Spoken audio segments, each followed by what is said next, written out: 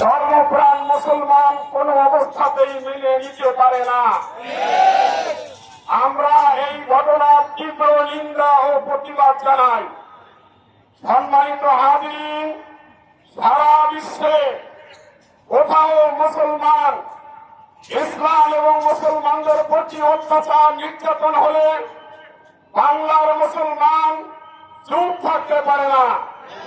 আমরা তার দাঁত ভাঙা জবাব দেব ইনশাআল্লাহ। দুনিয়ার সমস্ত মুসলমান একটি দেহের ন্যায়, একটি অঙ্গ যদি ব্যতীত হয় তাহলে সারা দেহে ব্যথা অনুভূতি হয়।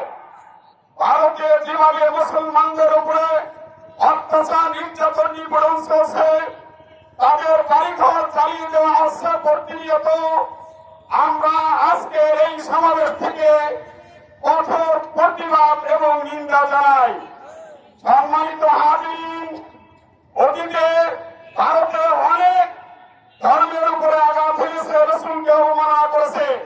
বাংলাদেশের এর কঠোর প্রতিবাদ করা হলেও অতীত যে সরকার ক্ষমতায় ছিল তারা কিন্তু তার ব্যাপারে শব্দটুকু করে নাই।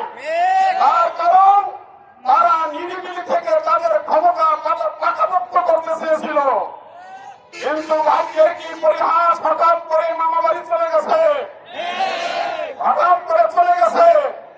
আল্লাহ তাআলা আমাদের কাছে বর্তমানে যে জনগণের সরকার কেড়ে নিয়েছে, এই সরকারের প্রতি আমাদের একটা দাবি থাকবে, আর যেন ভবিষ্যতে বাংলাদেশের কোন ব্যক্তি রাসূলের বিরুদ্ধে কোন কটূক্তি করতে না পারে, সেজন্য মৃত্যুদণ্ড আইন কার্যকর পাশ করে নতুন করে আইন কার্যকর করা হোক।